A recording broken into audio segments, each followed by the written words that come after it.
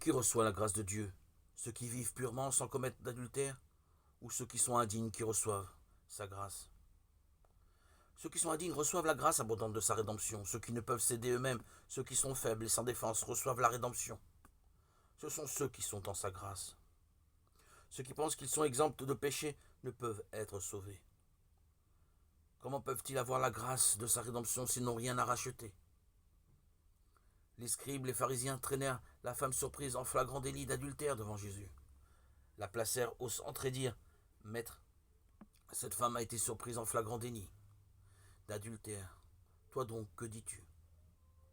Pourquoi ont-ils emmené la femme à Jésus et l'ont-ils jugée? Ils avaient également commis l'adultère eux-mêmes et à plusieurs reprises, mais ils ont voulu la juger et la tuer par l'intermédiaire de Jésus et l'ont blâmée.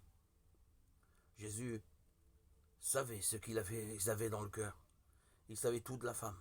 Ainsi dit, que celui d'entre vous qui est sans péché lui jette le premier une pierre. Alors tous les scribes et les pharisiens du plus jeune au plus âgé se retirèrent un à un. Et Jésus resta seul avec la femme qui se trouvait au milieu. Ceux qui se sont retirés étaient les pharisiens et les scribes, des chefs religieux.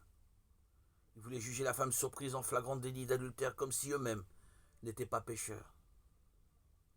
Jésus a proclamé son amour au monde. Il était l'hôte de l'amour.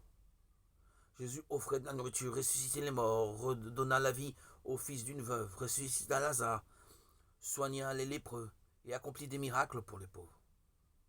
Et il prit les péchés de tous les pécheurs et leur donna le salut. Jésus nous aime. Il est le Tout-Puissant qui peut tout accomplir. Les pharisiens et les scribes pensaient qu'ils étaient leurs ennemis.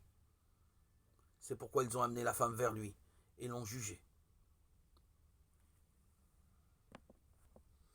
Et ils demandaient: Maître, dans la loi Moïse nous a prescrit de lapider ces femmes-là. Toi donc, que dis-tu? Ils pensaient qu'il aurait demandé qu'on lui jette les pierres. Pourquoi? Si l'on juge selon ce qui est écrit dans la loi de Dieu, tous les hommes ayant commis l'adultère doivent être lapidés à mort. Tous doivent être battus à mort, avec des pierres, sont destinés à aller en enfer. Le salaire du péché, c'est la mort. Jésus ne leur a pas demandé de lui lancer des pierres, mais il a dit que celui d'entre vous qui est sans péché lui jette le premier une pierre.